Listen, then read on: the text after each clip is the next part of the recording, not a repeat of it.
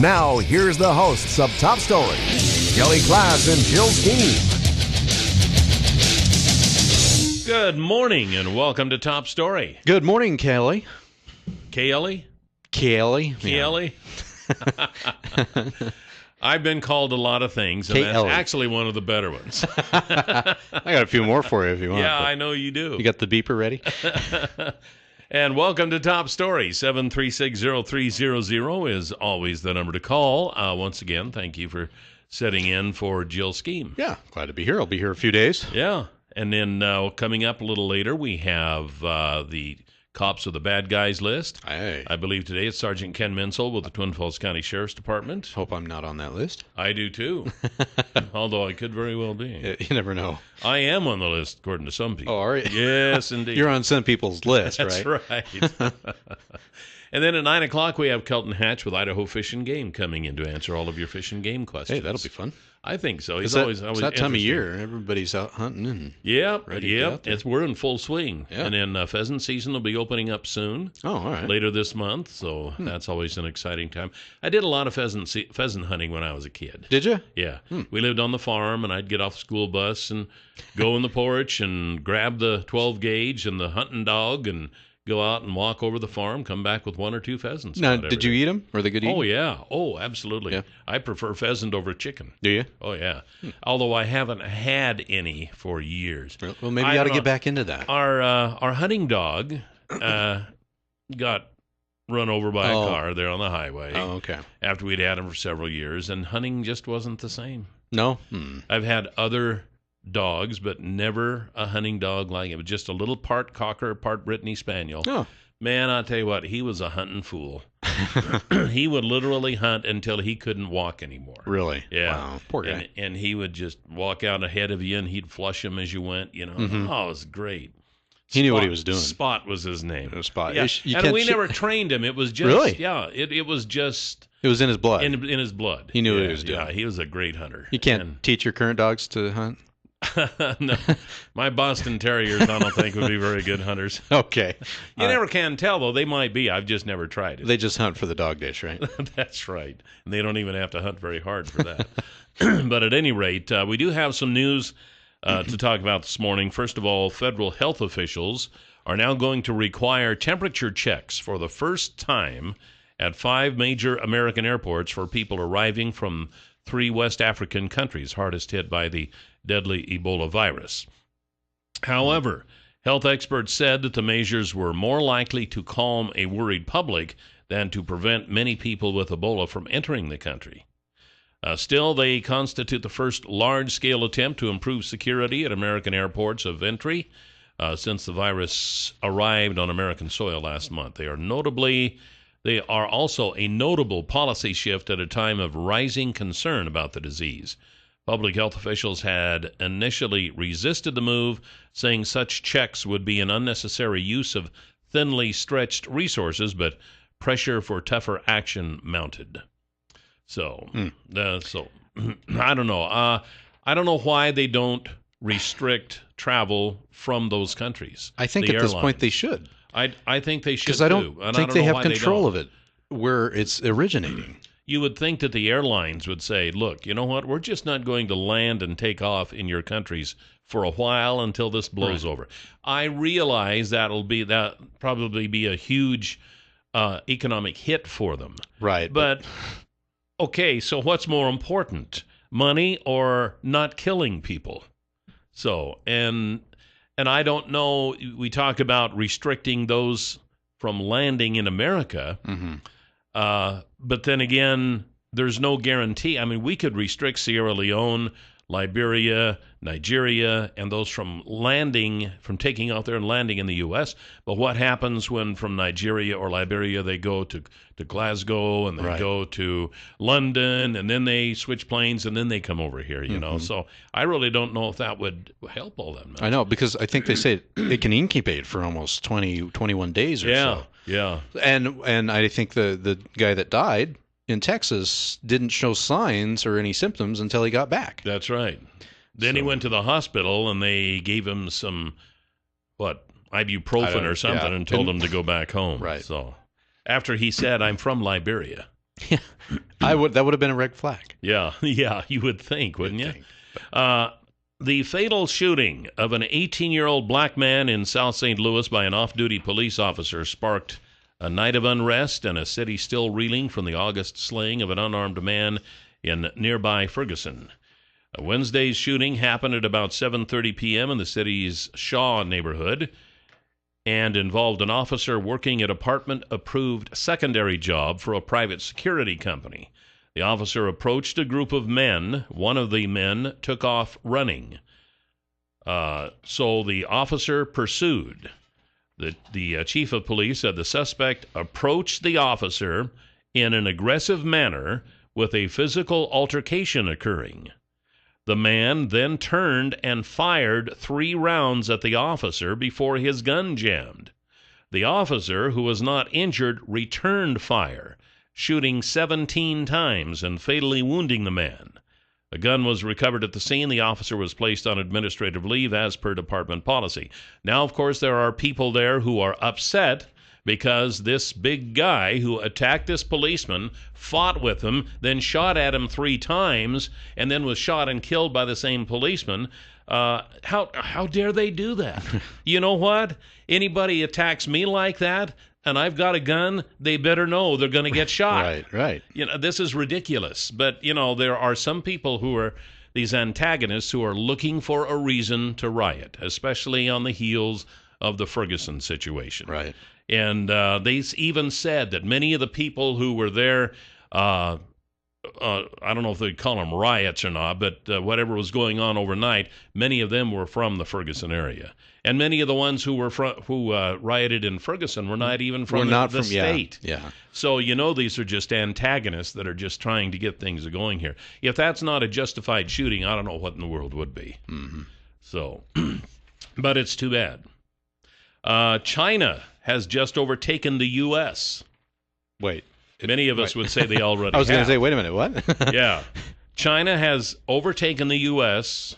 to become the world's largest economy. Doesn't surprise me. According to the International Monetary Fund. Chris Giles at the Financial Times flagged up the change. He also alerted us in April that it was all about to happen. Basically, the method used by the IMF adjusts for purchasing power parity. In other words, it doesn't cost as much to buy a shirt in Shanghai as it does to buy a shirt in the United States. But it doesn't cost as much to make it there either. That's right. And so it's not what it might sound like, but they say it will be. Their economy still has another $6.5 trillion, I think, to go before it catches up with us. So right now, that's not using parity, but it's just using not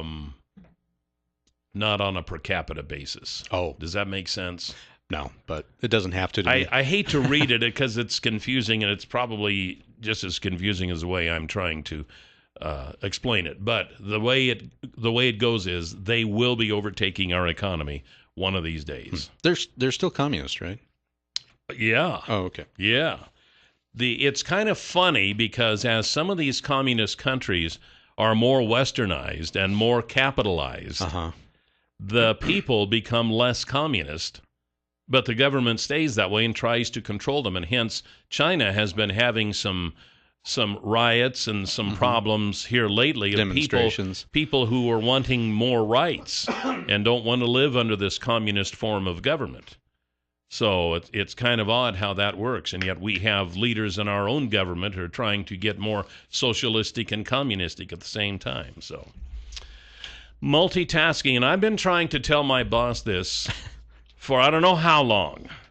Multitasking damages your brain and your career, a new study suggests. You've likely heard that multitasking is problematic, but new studies show that it kills your performance and may even damage your brain. So if you have a boss who insists that you do several things at once, or if you have a spouse who wants you to do the same thing, take out the trash, mow the lawn, clean the garage, da-da-da-da-da. Yeah. This can at the same time. This can be brain damaging for you. Research conducted at Stanford University found that multitasking is less productive than doing a single thing at a time. the older I get, I really do understand this. The researchers also found that people who are regularly bombarded with several streams of electronic information cannot pay attention, recall information, or switch from one job to another, as well as those who complete one task at a time. I would imagine even today we have more stuff coming at us digitally and, and just in all forms that I would imagine that it's getting all muddled. Yes. I don't think our brains are designed to process it that much. Have you ever paid attention and just sat and watched people, like in a mall or wherever, in a setting where there's a lot of people? Mm-hmm. I would bet, and even passengers in cars are looking at their smartphone, either on Facebook or reading their email. Yep. They're walking down the street. Mm-hmm. I mean, it's no wonder people are getting run over or tripping and falling because they're not paying attention. No, they're not. No, and you're right. I'll sit there in a mall and or just walk, and you see this family and they're all down on their phones. Yes. Or in their cars, and that really gets me when they're in their cars. Or people are sitting in a restaurant with their family or something, and every one of them are checking their phone. They're not talking to each other. Exactly. And we've talked about this before. Yeah, it's nothing new, and it's going to get worse. Yeah, it is. It is. Coming up in a little bit, we're going to be talking about a woman in Oregon who has planned her own death on November 1st because she has a severe form of brain cancer. And Oregon, and I did not know this, Oregon has a law, a death with dignity law. Mm-hmm. Yeah. And we're going to talk about that. We have talked about that several times in the past, about what point is it to just exist. Maybe you're comatose, or maybe you're a vegetable, or for some reason or another. What point is it? And then that really gets over into the religious side of things, because you're not supposed to take your own life. Right. Well, and I wonder, and I don't know, everybody's situation's different, but you hear stories about people that were given like a month to live, and they're still alive 7 years later. That's true. So that's very true. Yeah. Maybe it's a dangerous, slippery slope. Right. You think, well, I'm going to die anyway, so I'll just kill myself on November 1st. Maybe not. Maybe you won't. Maybe, because God still is in the miracle business. We'll be right back on Top Story, 736-0300. 736-0300 is the number to call. Anyway, I bring that up about the lady in Oregon because we're going to be talking about that here in a little bit and see what you think. I want to tell you also about the good folks at Canyon Pawn. Canyon Pawn is Twin Falls' newest pawn shop. And I was talking to Dave Hansen here a while back about starting that up, and he said he likes Pawn Stars. Do you ever watch Pawn Stars? Yeah, here and there. There's some interesting stuff to go through there. I do kind of like to watch that. He has a history on a lot of the stuff that he buys. Yeah. But at any rate, Dave said, yeah, I kind of like Pawn Stars. I thought that would be fun to start a pawn shop. So he did. And that's it's right. Called, really? Yeah, and it's called a Canyon Pawn. And it's right across from Will's Toyota on Shoshone Street. It's right there at 3rd Avenue South. All right. And he has everything you would expect to see in a pawn shop, including guns. He has a lot of guns, camping stuff, woodworking stuff, fishing poles and tools, and stuff that people have pawned. And if you need a few extra bucks, hey, take something down there of value and pawn it. He'll hold it for you until you can afford to get it back. All right. There are some restrictions that apply. I mean, you have to buy it back within a certain amount of time. And if you don't, it goes up for sale, and then people like you and I can go in and make a heck of a deal. There you go. So stop by at Canyon Pawn, right across from Will's Toyota on Shoshone Street, and say howdy to everybody. A couple of more stories here. The makers of Red Bull have settled 2 class action lawsuits, agreeing to pay $13 million to U.S. customers. How many customers are those? Is that, though? I don't know. In the lawsuits, now, I don't know, this really is at the height of absurdity. But it is the way life is going, ladies and gentlemen. Yep. In the lawsuits, consumers argued that they were misled by the company's claims about the benefits of drinking Red Bull. with a focus on statements such as, Red Bull gives you wings.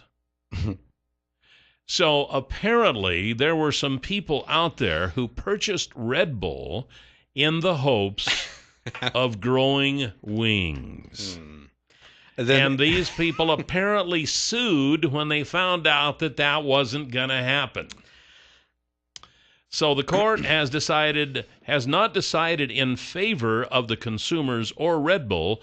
The settlement was reached because of a number of factors, including the distractions and costs of litigation, which is so true. And a lot of people will sue big companies or even little companies nowadays, knowing that they're going to get something out of it because the company is just going to pay them off because it's more expensive to pursue it. It's easier to just to settle it. So there are these leeches and these sleazeballs and these lowlifes out there playing dumb, who make money doing this. Yeah. And in the meantime, their insurance goes up, so our products that we buy from them goes up. Yep. So they are leeches on society who really irritate me and should be eliminated. Anyway, Red Bull denies any wrongdoing or liability, and while Red Bull believes that its marketing and labeling have always been entirely truthful and accurate, it confirms that all future claims about the functional benefits of its products will be medically and or scientifically supported. What? According to a legal notice announcing the settlement. I didn't know we could grow wings. Under the terms of the settlement, people who purchased Red Bull products between January 1 of 2002 and October 3rd of 2014 are eligible to receive either a cash payment of $10 or $15 worth of Red Bull products. And I think Red Bull, they're not too cheap, so I think it wouldn't go very far anyways. It wouldn't. But anybody wishing to receive a settlement payment can submit a claim form before March 2nd of next year. But as word spread about the settlement on Wednesday, the website was unavailable. Probably overloaded. It could be. The settlement could be approved in a May court hearing, with payments coming within 150 days of the settlement's final approval. See, we were talking earlier. I got a settlement from my phone company carrier one time because they had to settle out about something. And by the time they spread the some $1 million out, I got maybe 50 cents out of it. Yeah, I know. So I got paid, but my wife signed up for one of those class action suits here some time back. This has been 3 or 4 years ago. And then it goes on, and then you forget about it. Some months later, maybe even a year or two later, she got 2 checks in the mail, and they totaled over $800. Wow. So nice surprise, though. Well, what's this for? And to this day, I can't tell you what it was about. You know, it was something that she had remembered something about. I think it was a truth in lending law or something. Yeah. She had a loan with somebody and they weren't forthright on all the terms or something. And so anyway, she got a couple of good checks. And it probably didn't negatively affect her directly anyways, but it in the course of that settlement, it could have. And so she got to be part of it. There you go. That's how it works, I guess. Anyway, we've got the suicide situation coming up we're going to talk about, but next we have Sergeant Ken Menzel with the Twin Falls County Sheriff's Department, up and coming. We are back. 7360300 is always the number to call here on Top Story. And we have Sergeant Ken Menzel with us from the Twin Falls County Sheriff's Department. How are you, sir? Good. Thanks for having me, Kelly. Hey, glad to have you here. So how are things out there on the streets? We're staying busy. Lots going on. There's never a shortage of things to do for us. If it wasn't for the crook, you wouldn't have a job, would you? That's right. We have some excellent job security. That's for darn sure. And you brought 2 of them with you here. We did. Yeah, there's a lot of people that we could choose from, but these are the 2 that stand out to us today. The first one is Levi Golden. Mr. Golden, date of birth 9/20 of 91. He's about 21 years old. He's 6'2", 205 pounds, brown hair and brown eyes. Mr. Golden has several warrants. He's got a felony warrant for resisting and obstructing. That's a no-bond warrant. He's also got a warrant for a possession of marijuana, more than 3 ounces, which is also a felony. And then he's got a warrant for $2,500 for DUI. Anybody who knows where Mr. Golden is at, we know that he's been in the Buell area oftentimes. Encouraged to call Crime Stoppers, 732-5387, or dispatch 735-1911. And if you play your cards right, you can get a little money out of that. There's a little money that's entailed with that, yeah. Very good. What do we say, 75 days or so till Christmas? Yeah, that's right. Of course, you don't get any credit for turning yourself in, right? That's right. Okay. And you have another one there? Yes, Christina Pashby. She's got several warrants as well. $75,000 for possession of controlled substance. There's a second warrant for the same amount, $75,000 for another possession of a controlled substance. And then a third one for $75,000, also for possession of a controlled substance. Wow. How old is she? Caught several times. She's 36 years old, born in 1978. She's 5'10", 185 pounds, with red hair and blue eyes. Okay. She's one that we would really, really like to find. She's got 3 warrants. Yeah. When you compare males to females with warrants out there, I don't know if you've ever done that. Is it about 50-50 or? There's more men with warrants than women, but there's a surprising amount of women out there who do have warrants. And I wouldn't be surprised if women were gaining ground too, right? Could be. Yeah. Could be. Battle of the sexes when it comes to being warrants. Unfortunately, controlled substance drugs doesn't kind of picks and chooses who it wants, and it just picks anybody. I've seen people who use controlled substances anywhere from clergy to moms, dads, anybody. Yeah. It sounds like we have a series of robberies going on, or burglaries. I would imagine that controlled substance has something to do with that, too. Yeah. We have a lot of home invasions. We've, especially between Twin and Buell, but we're even seeing gas thefts over in the Murtaugh area as well. Lots of guns are being stolen, lots of electronics. In the last 2 weeks, I can think of between 5 and 8 burglaries that came in within just a couple of days. Oh, no kidding. Are they mainly homes or cars? Yes, homes. Homes, Yeah. okay. Are they in any particular area? A lot of them that we were seeing recently were between Filer and Buell. Okay. And in speaking with some of the victims, the biggest thing that they're upset with is the loss of weapons, loss of firearms.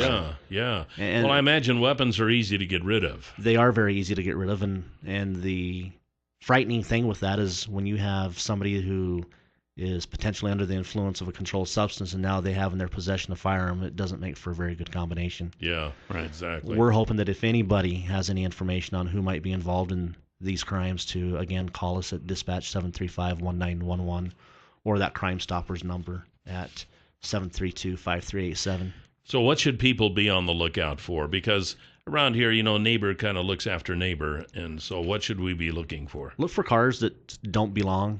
Somebody that looks like they might be casing your property. People that aren't normally in the area. Make sure your things are locked up. A lot of times people try a door, and if it's unlocked, there's the opportunity.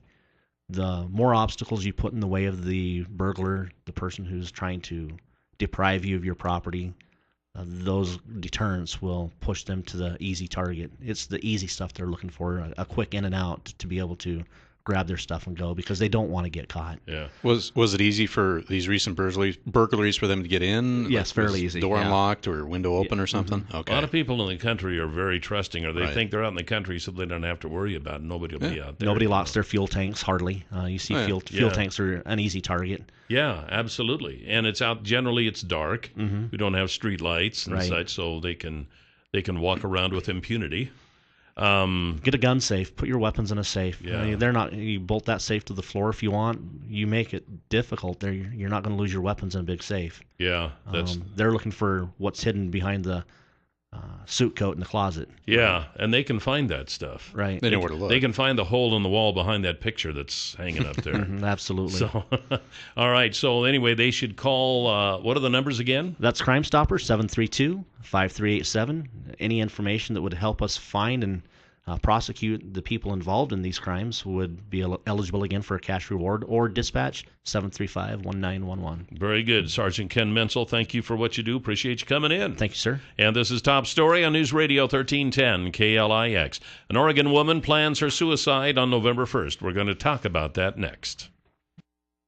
7360300 is the number to call here this morning on Top Story. Welcome back. And while you're here, I wanted to mention that The folks at Clearwater Power Equipment have chainsaws and leaf blowers. Now, the reason I chose chainsaws and leaf blowers is because this is chainsaw and leaf blower season. You're cutting up firewood for the winter or to sell or to use, and leaf blowers because the leaves are falling from the trees. So you need both, and they are handy, and they are available at Clearwater Power Equipment. They're at 252 Washington Street. Give them a call at 734-7767. Also, if you have a big old lawnmower that you don't have any place to store it, then they can store it for you. Space, right? Yeah, you got to free up space. They'll store it for you. Give them a call and ask them how that works. 734-7767, Clearwater Power Equipment. Been in the Wood River Valley for many, many years, and now they've expanded to the Twin Falls area. They're in the General Building Supply building. Easy to find, right there on 2nd Avenue. This is from abcnews.com. Her name is Brittany Maynard. She will not live to see if her advocacy makes a difference. But the 29-year-old woman is expecting to die in October. If the brain cancer from which she suffers does not kill her this month, she plans to take advantage of Oregon's Death with Dignity Act and end her own life on the 1st of November, a few days after her husband's 43rd birthday. Her birthday is November 19th. Maynard and her husband, Dan Diaz, uprooted from Northern California and moved north because Oregon allows terminally ill patients to end their lives with lethal medications prescribed by a doctor. Now, I must have been living under a rock all this time because I didn't realize that Oregon had a death with dignity law. Really, you didn't? No, I didn't. I think Oregon's one of the few states in the West that does. Since 1997. Mm-hmm. But I hardly ever go to Oregon, so I don't know that would make any difference. But there's nothing outside of Idaho, right, Kelly, for you? Of course not. Yeah, I mean, the world ends at the Idaho border, doesn't it? Sure, you fall off of it. Yeah. Anything east of the Idaho border is back east somewhere. But at any rate, rather than silently await death in Portland, she has become an advocate for the group Compassion and Choices, which seeks to expand the death with dignity laws beyond Oregon and a handful of other states.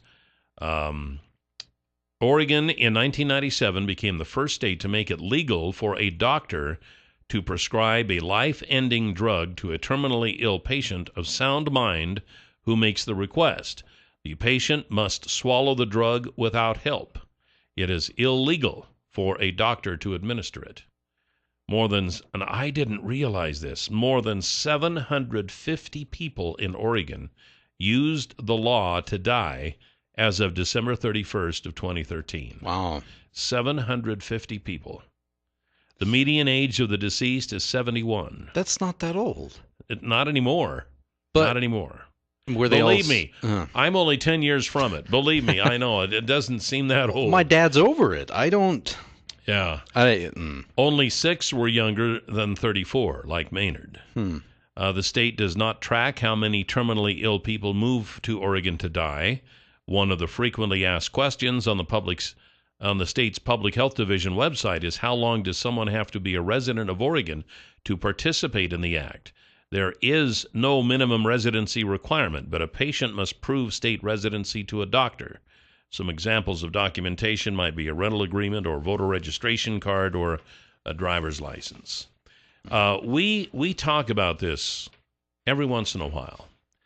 And when you have parents who are aging, and they sometimes talk about it, we've had callers on this show from people who have had experience with something like this. Now, in Idaho, you can't do that. And this gets to be a real dicey conversation when religion enters into it, because as a Christian and other religions believe that only God has the right to take a life. So when you intervene with that in taking your own life, which many people do anyway, whether it's legal off or not, the bridge or a gun or overdoses or whatever. Right, but this is medically assisted. This is medically assisted, yes. And, suicide.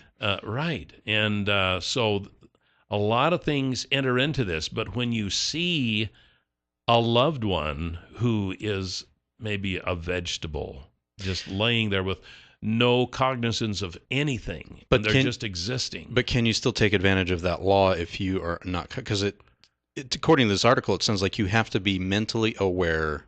Yes, that this is what you want to do. So that's a good point. Those people wouldn't even be able to participate in this anyway. Right, and I think that's probably. But a lot of them do. I think before they get to that point, and so just what are your opinions on this? Because this is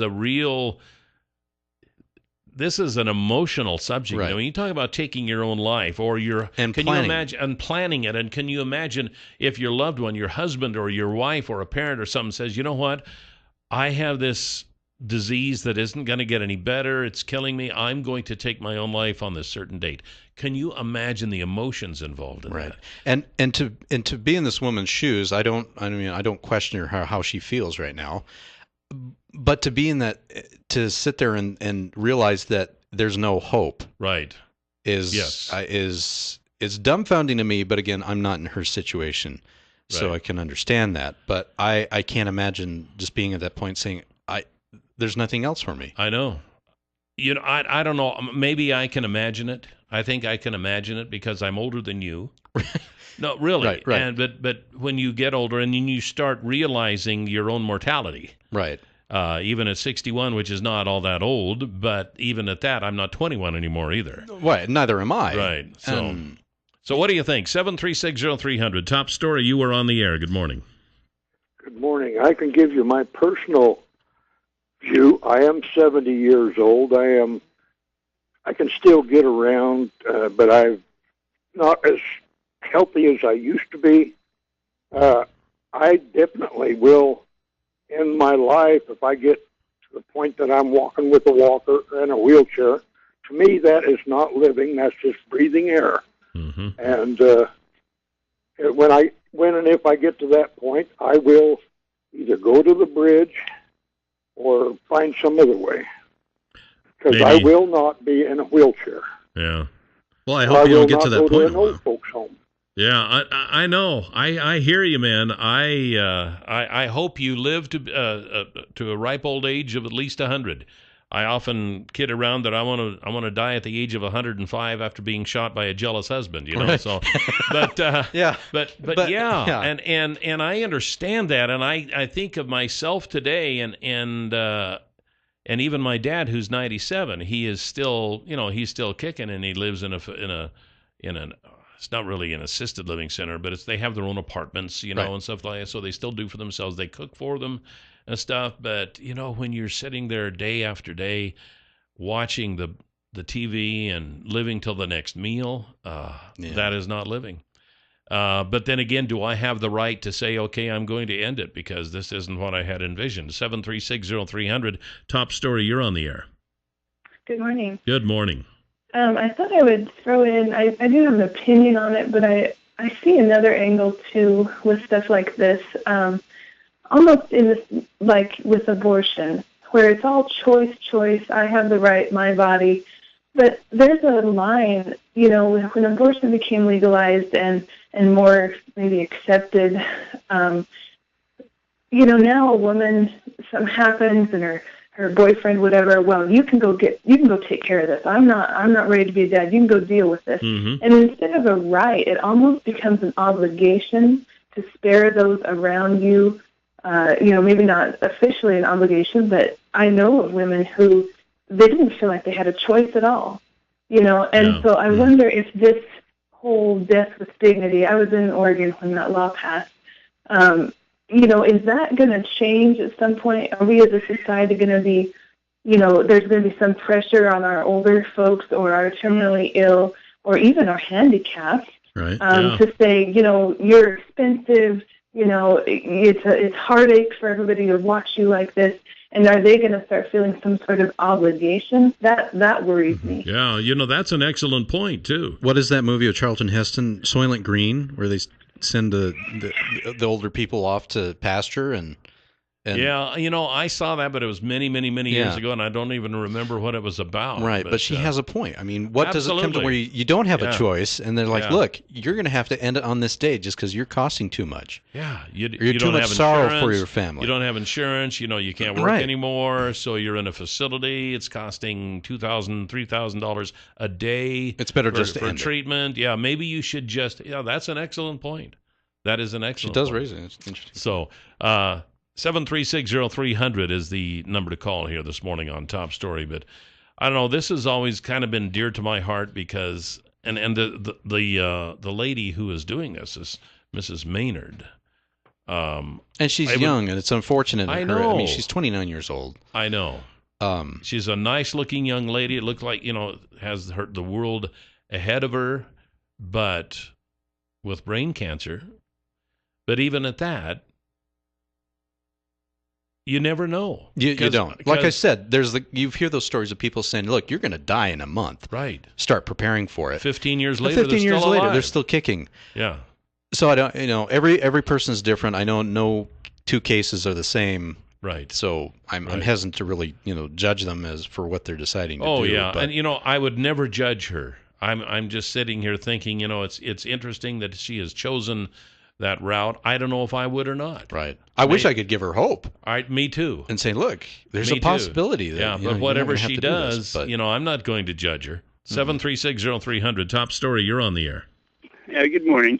I'm not judging this woman, but I believe it's just like everything else that goes on in this country. The government is antichrist. They're trying to give the people the ability to act, to take everything into their own hand and take it out of God's hand. And that's what this is doing. If you look at what it's all for, the ultimate purpose that, like Ted Turner was saying, he said we'll all be better off when there's only, I think he said 5.5 million people left in the world.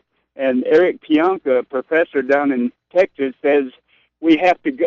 He said AIDS is not quick enough. We have to go to Ebola. And now look what's happening. Everything is Antichrist. They're trying to destroy the population of the world.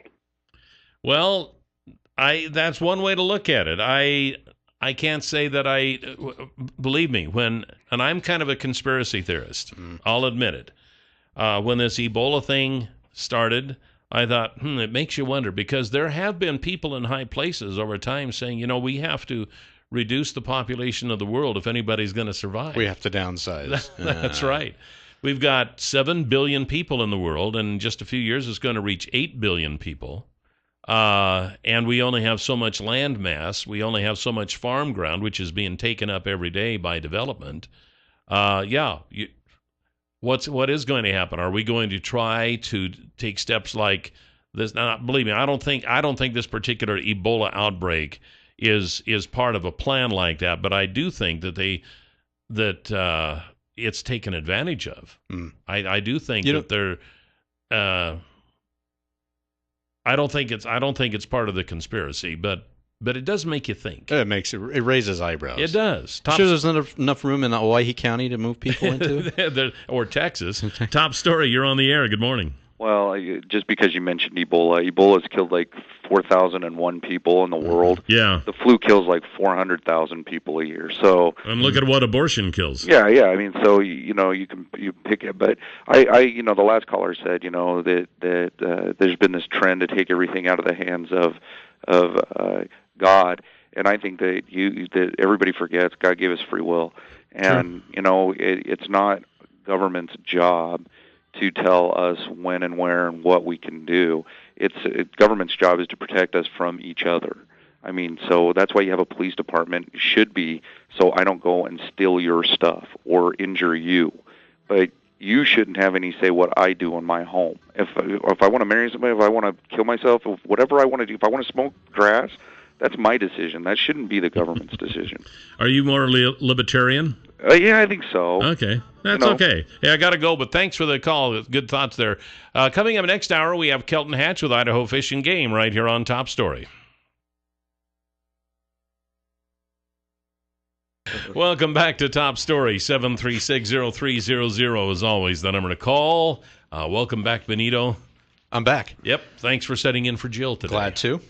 Say, I noticed as I walked out the door before the show this morning, just before 8 o'clock, it was a little cooler than usual. It was. And starting to cool down a bit. What's the forecast like? We're supposed to be lower 70s today through Saturday, and then we could even see a little bit of rain Saturday night, maybe. But it's so slight right now, it'll probably disappear by then. And then Sunday's supposed to be in the 60s. Because we were up in the 80s yesterday. I know. And that's that time of year, and it's Idaho, of course. Sure. But it's so nice. It's the time of year when you run the heater in the morning and the air conditioner in the afternoon. Exactly. It's just the way it is. But I like 70-degree temperatures, so yeah, doesn't I bother do too. me If it just the perfect temperature is 72. Yeah. So I'd agree. We're a little below that right now. We're at 50. I had to have the window open last night. Or the other night. Oh, yeah? Because it was hot. Yeah. So. Now, Kelton Hatch with Idaho Fish and Game is with us. Shaking He's shaking his head that 72 is apparently not your perfect temperature. Way too warm. Oh, too warm. Oh, way too warm. What, 59? If it's in the 40s, I'm happy. Oh, 40s. Yeah. So that way. You sleep outside in the winter, do you? You know, we have the windows open. It was beautiful this morning in the house. It was about 58. And so, that's just about the perfect temperature. And does your family share your eagerness with the temperature? Not quite as much. But I don't know. I love to hunt. And it's like yesterday I was up bird hunting. And it got so hot, my dogs were just having a real rough time overheating. And I was over in eastern Idaho, and it was only about 64, 65 degrees. But it's really hot when they're running through the deep grass. And so, those 40s, 30s, and 40s is beautiful for being, out walking around and just enjoying. The autumn leaves are just gorgeous now. I got some good pictures last weekend. Yeah, you did. I saw those on Facebook. It's just the whole South Hills are on fire with gold and red, and it's crazy. Gorgeous up there right now. And so a lot of people out there right now doing various things with guns and cameras. Yep, guns and cameras and chainsaws. Yeah, chainsaws. You're exactly right. You sounds like my check station. Yeah, everybody that drove through. I actually went by it. Oh, did you last week? Yeah. Probably in Rock Creek. Yeah, Rock Creek. See, and I was working the Shoshone Basin. Oh, okay. Yeah. You didn't stop him?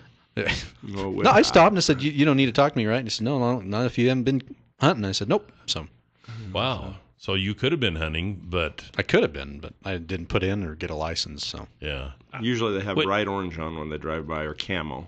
Yeah, but and that kind of... And since we're going to talk about check stations and stuff like that, how easy would it be for somebody to be up hunting, especially if it was a smaller game, that they could hide under a seat or something and hide their guns and take their red off even if they wear it? Does that happen very often? I don't know how often. I'm sure it does. People just want to avoid the check stations and things. So a lot of times what we'll do is we'll set up a management check station. That's the ones I work at, is the management.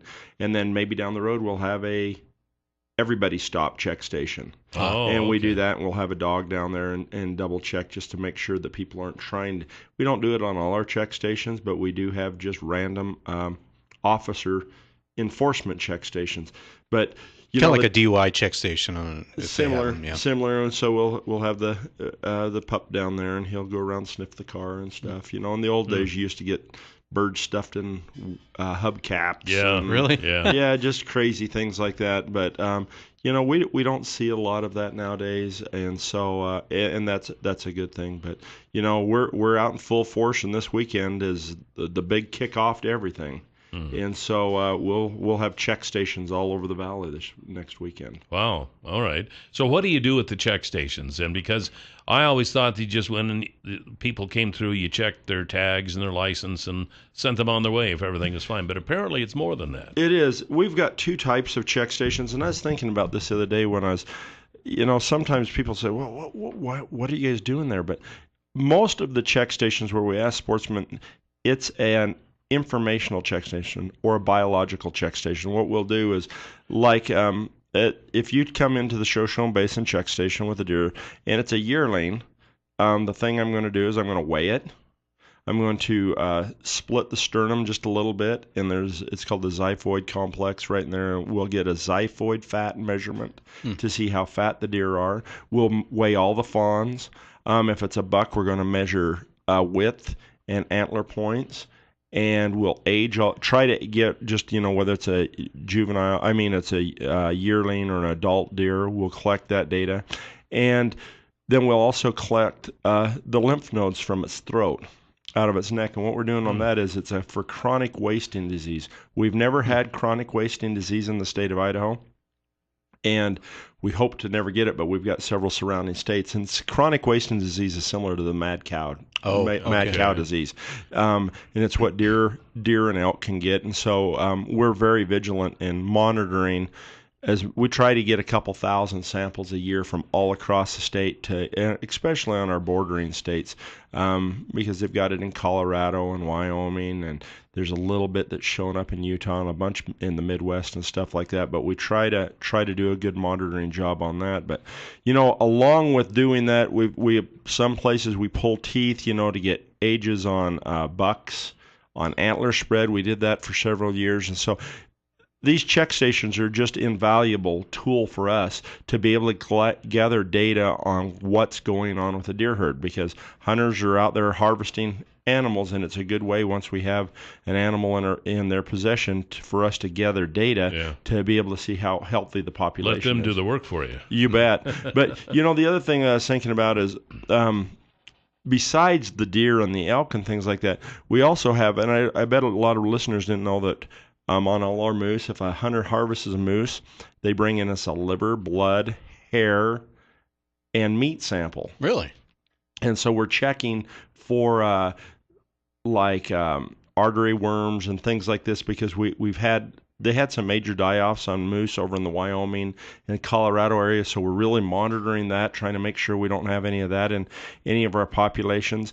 On all our bighorn sheep, people have to bring them in and they get them pinned, but then we also collect a DNA sample from that sheep. When we drill the horn, we collect DNA. When anybody harvests a bobcat, we collect the data on that, whether it's male, female, a rough area where it was taken. On all wolves, lions, and bears, we collect teeth, DNA from the wolves, and we collect sex and rough age, try to guesstimate kind of an age, but we pull a tooth and that gives us a solid age estimate. That's how we monitor all those populations. So, there's a lot of little things that we do behind the scenes that a lot of people don't see, but whenever we have animals that die of a weird way, somebody says, I was just kind of stumbling around. Well, we go collect that animal and we send it to Boise and they do a necropsy on it, or basically a CSI type deal, and they look it over and try to determine what killed the animal. And so CSI Fish and Game. CSI Fish and Game. So if you found chronic wasting disease, because that's fatal to humans, right? It is. It would change. Typically, the protocol on that, at least around game farms and things like that, would be to remove all wild animals within a couple miles. I can't remember how big of a radius. I think it's a 2-mile radius. We'd go in and try to remove all the animals lethally. Oh, man. Okay. Which would be really tough. But it's one of those diseases we do not want to see get to Idaho. If you are hunting other states that have chronic wasting disease, please leave the spines and the skulls, because it's transferred. Typically, it's gathered into the brain and spinal tissue and stuff like that. And so we really try to monitor the borders during hunting season on that. We'll have a lot of check stations on the borders, and see, like this weekend where we'll have check stations. We'll have them in Shoshone Basin. We'll have them over in Rock Creek. We'll have one at Timmerman. We'll have one at Mountain Home, and we'll have one at Gooding. And so we'll have quite a few check stations. So, if you're interested in what we're doing, swing in and stop and visit with the folks at any of those check stations and just kind of watch. Or if you get a game animal, please bring it in so that we can. We also collect wings at those stations from birds, and those are like for our sage grouse season. We collect those, and then we have it's called a wing bee. We go in there and everybody brings in all the wings from around the state right here to the Magic Valley, and then we age and sex the birds. And I mean, it sounds kind of weird, but the reason we want to do that is if we get a batch of wings and they're all adult wings, we know we had a really poor chick hatch. Yeah. There's no babies. But if we go in there and we've got, this year, the bird hunting for some species has just been tremendous. I've been able to go out and hunt sharptail and roughies quite a bit over the last few weeks. I don't know that I've killed, out of the ones that we've harvested with my friends, I don't think out of 20 or 30 birds that we've taken 4 adults. Really? All the rest have been young of the year. It's just been amazing. The hatch on roughies and sharptail and sage grouse was really good this year. And so, please stop by. And if you're seeing something out there that kind of concerns you or you've got questions on it, stop by one of the check stations or call us at the office. I mean, we're here as public servants trying to help folks, and any information we can gather from you guys helps us manage wildlife better. And they're 24-hour, right? Well, no, we only run the check stations. Typically, our check stations, the enforcement check stations can be any time of day or night. Okay. I mean, they can run those 24 hours a day. A lot of times they'll start them in the evening, or maybe they'll do one early in the morning. They'll have instantaneous where they're just driving down the road and a couple of them will get together and they'll set one up if they feel that there's issues going on. But for ours run from about 10 till dark. And as soon as it starts getting dark, we also have another one up Littlewood. I forgot about that check station. But we run them until about dark, and then we pull down the signs, and then the next morning we'll run them Saturday and Sunday. And the reason is because the general deer hunt kicks off the 10th. Oh. And the reason we had the South Hills ones this last week is because we had, I was down there and we checked through our check station about 62 hunters came through. We had some really nice deer that came through, but there was a ton of people biking, ATVing, driving around looking at the leaves. It was really kind of cool because we had such an eclectic group of people that came to the check station. It's like, wait, you're not a hunter, but that's fine. And right. I was surprised how many people said, which way's Twin? No. South. No. Jackpot's right over there. Actually, speaking of that, because I was out there a couple weekends ago, and I don't want to interfere in anybody's hunt.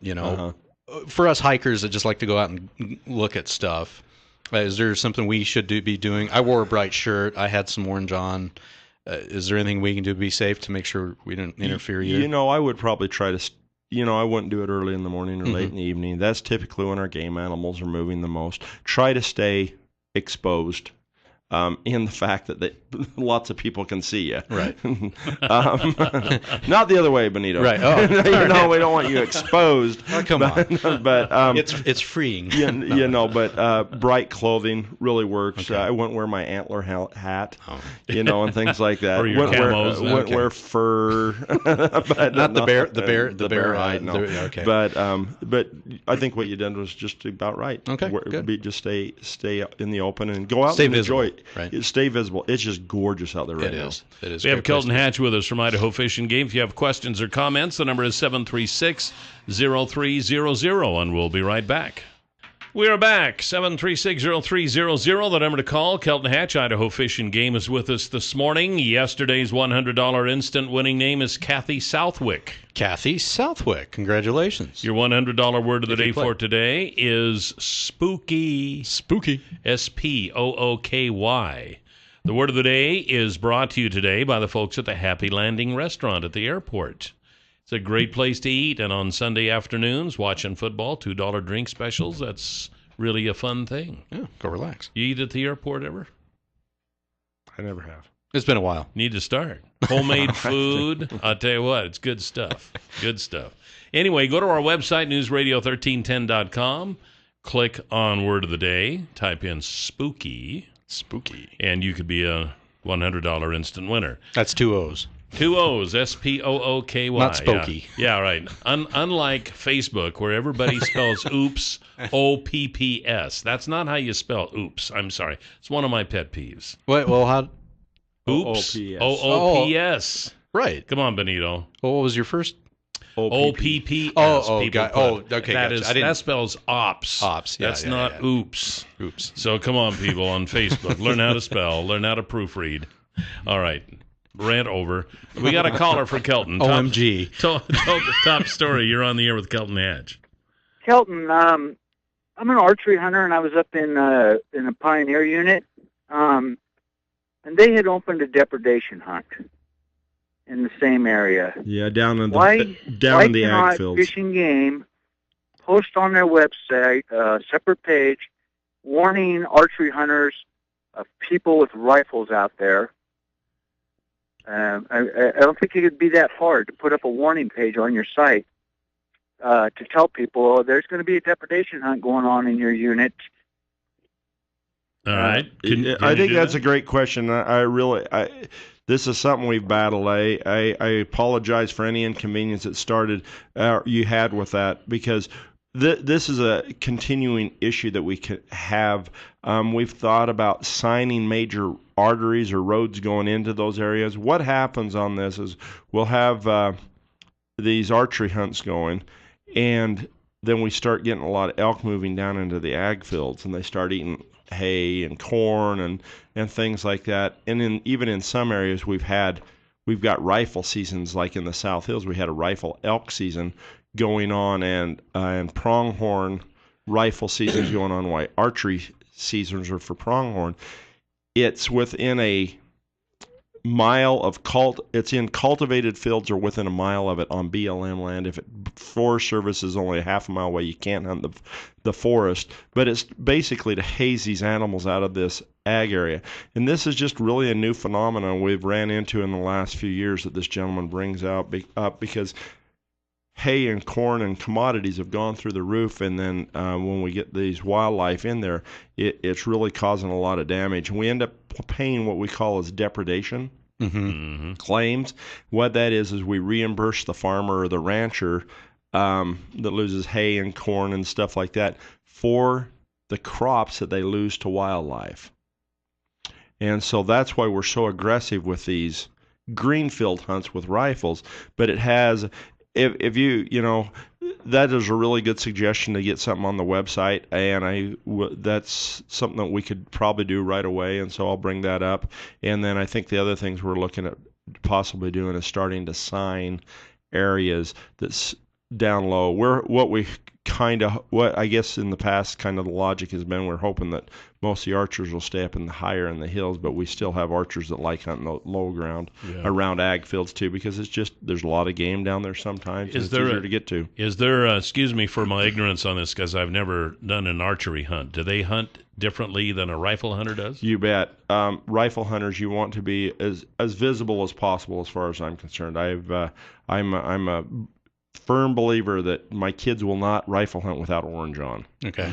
And when we're bow hunting, we paint our faces, we wear full camo, because the shot difference is huge. I mean, we can kill at 100 to, people at 200-300 yards with rifles and farther. I don't feel comfortable shooting any further than that, but with bows, you're looking at 25 to 40 yards. Okay. So you got to get close. You got to get really close to the game, and so you camo up. You try to so they can't see you, and you don't really have to usually worry about other archers sneaking in and shooting you on accident, because they're within 25 to 40 yards of you. Right. Oh, that's a human that's sounding like a bull elk.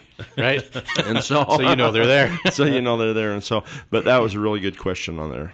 So I don't think we've really talked about the hunting seasons yet, but we haven't got into that yet. No. Yeah, and we've got just a few seconds for the next break. But you say this weekend is kind of the big weekend. Everything kicks off. Deer on the 10th. We've got general elk seasons going on right now. We've got upland game bird. All of that's going on. We have pheasant season that opens on the 18th. Duck season opens on the 11th. So the 10th, you got deer, waterfowl. Duck and goose is on the 11th, and then you've got pheasant season, and everything's open. I mean, everything's open right now, pretty much. And so October is kind of the pivotal month. October's harvest, and so everybody's going to be out and running around. We'll be right back with Kelton Hatch with Idaho Fish and Game. 736-0300 is the number to call. 736-0300, the number to call here this morning on Top Story with Kelton Hatch with Idaho Fish and Game. Pat Hartzell is a guy that we mention quite often, actually at least every day here on Top Story.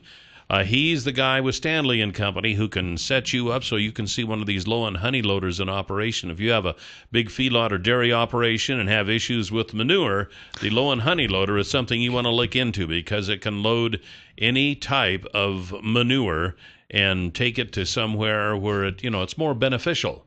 So it's not all the same. That's right. That's right. Pat Hartzell is the guy. He can also sell you one. So if you're considering one of these, give him a call. He can fix you up so that you can see one in operation before you make that decision to buy.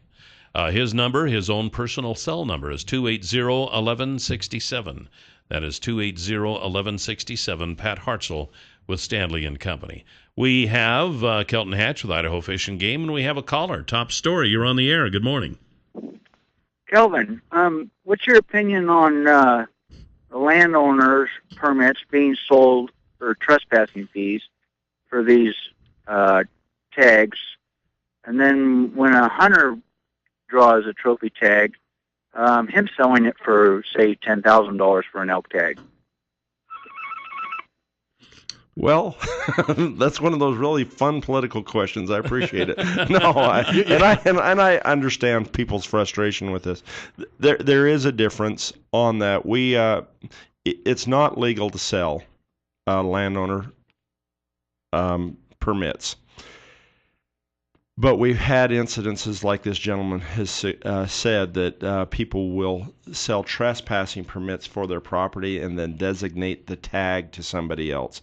And this is one of the things that's being discussed in the legislature this year. I'm guessing that they'll end up coming out with a ruling on that. We had a pretty heavy discussion at our last meeting up in Salmon. It was quite heated on this whole deal. All the states around us allow landowners, these LAP, they're landowner appreciation permits, and they're given to landowners that offer or have deer, elk, and antelope living on their property and offer habitat for those animals to, have fawns and calves and the feed that they provide.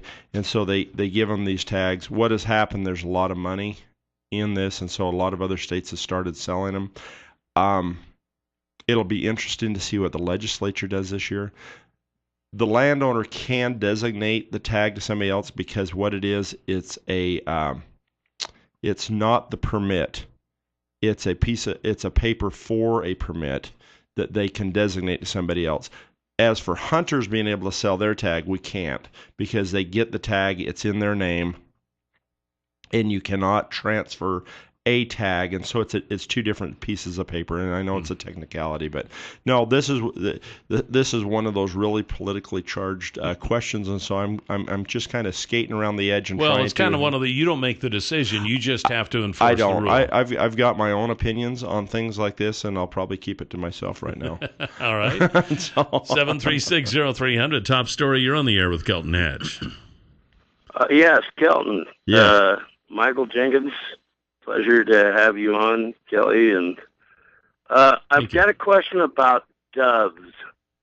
Doves. I had a buddy tell me that, I don't know, there's a new strain of dove around, and they're a lot bigger. They are. They're and Eurasian. He said there's no season on them. That's correct.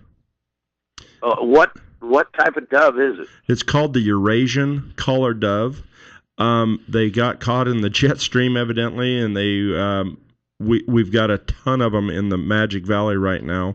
They're a bigger dove.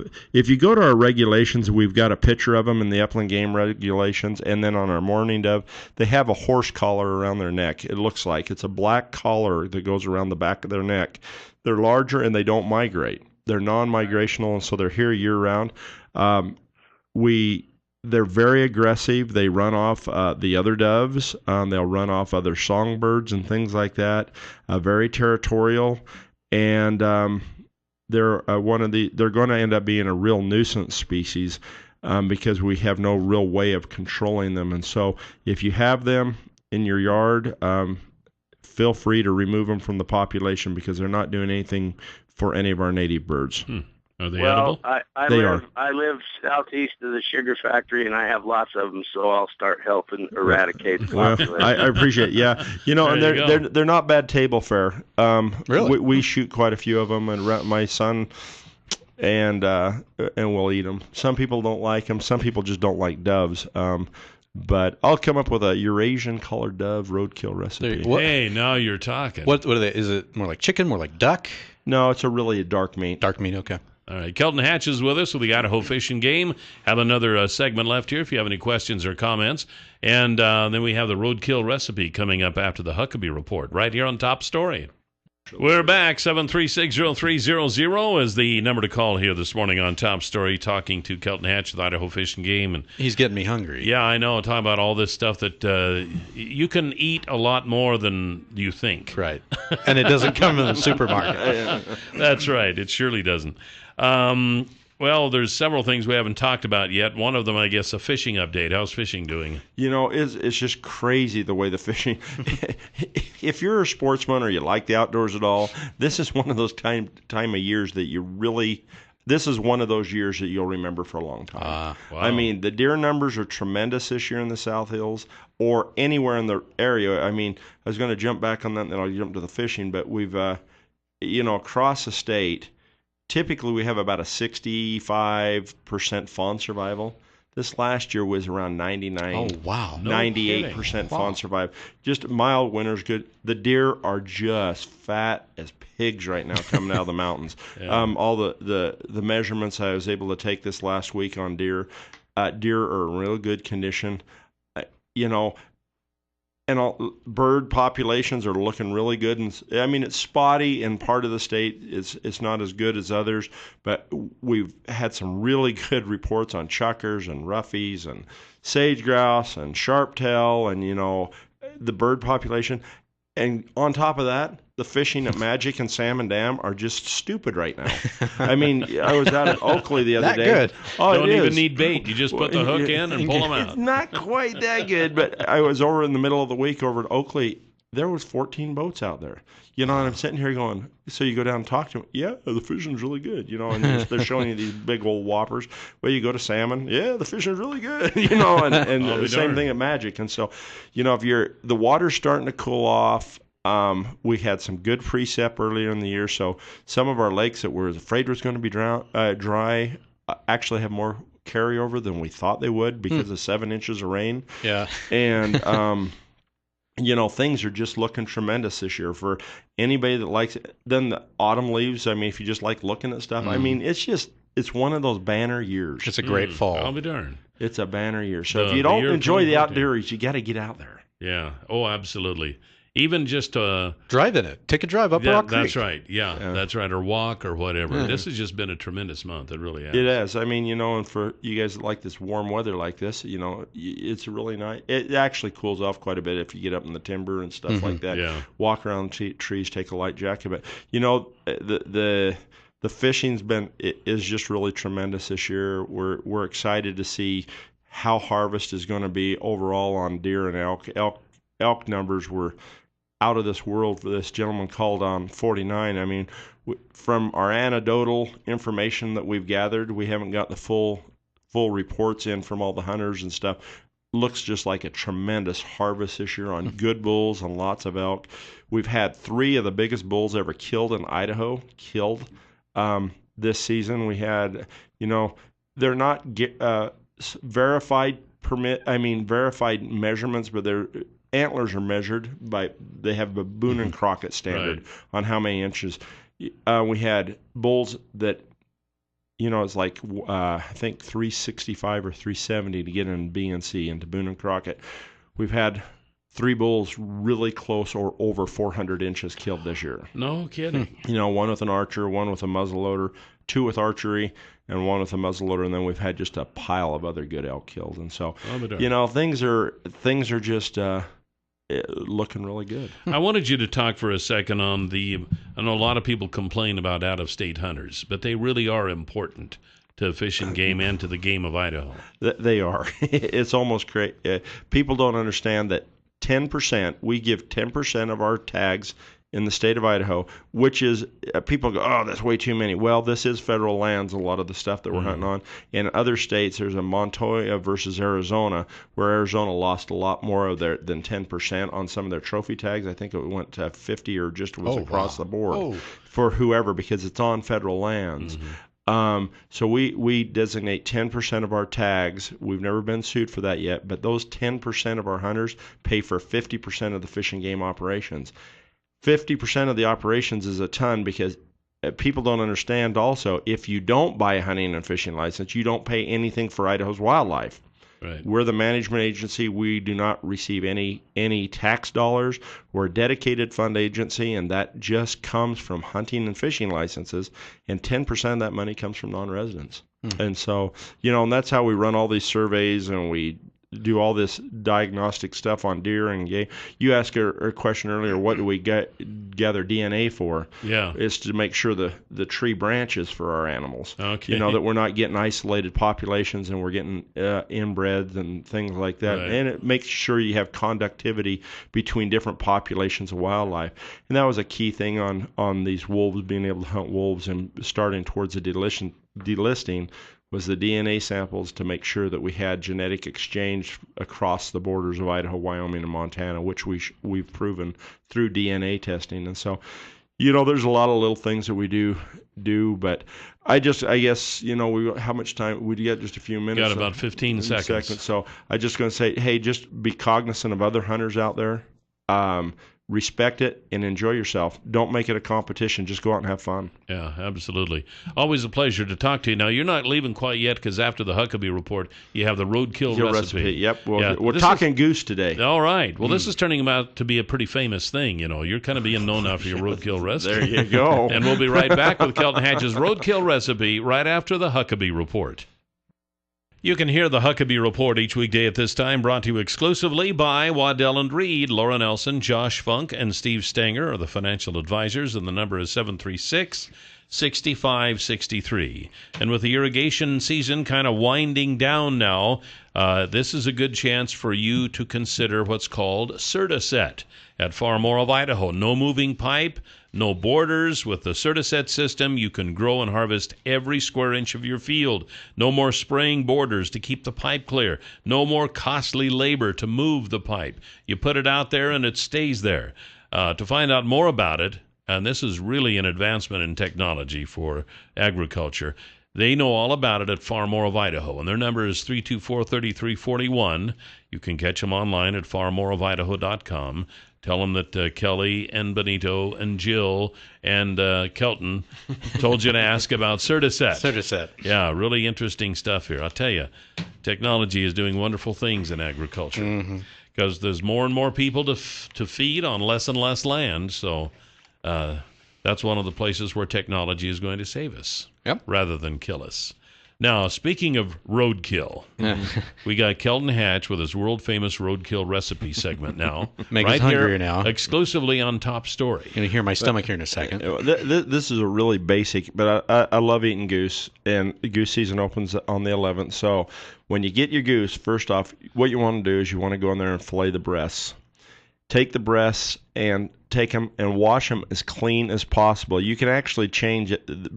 Goose breasts are really quite dark, and you need to work all the blood, the shot, the feathers out of it. Make sure it's really clean, something that your wife will eat, or somebody that's somebody that's really got a finicky, is kind of picky eaters, on picky. right? They're not eater. used to roughing it. So you just keep rubbing the meat until it actually changes color, because you're pushing all that blood completely out of the breast. After you've done that, salt and pepper it. I like using some sea salt and some ground pepper. Put it on the barbecue grill. It's only about 2 minutes per side. You want to cook it medium rare, like a medium rare steak. Wow. Then take it off, slice it really thin across the grain. So you start at the top of the breast and just work down towards the point. Put it on a piece of tin foil. Put barbecue sauce on it. And then it's kind of just caramelized. It's not caramelized, but you put just a little, dry that barbecue sauce out just a little bit, pull it out, and they just eat it. You just eat it as little finger steaks. It's still pink in the middle. Wow. It is delicious. Oh, I'm hungry now. Typically people overcook game meat, and that's what makes it tough and gross tasting. So medium rare. Medium rare. Okay. All right. So that's Kelton Hatch's roadkill recipe of the day. I'm Can coming they to find dinner that at your online anywhere? You can't. That's your own personal. You had to be listening. No, you have to be listening to get this recipe. All right. Sounds good. Well, Kelton, we'll see you next month. Thank you. Hey, thank you. And they can watch the podcast. That's right. That's right. It'll be there. Tomorrow we have, that's right, on the podcast. You can hear it again as many times as you want at newsradio1310.com. We'll see you tomorrow. Have a great day. Goodbye, Benito. Bye. And goodbye, Kelton. See ya.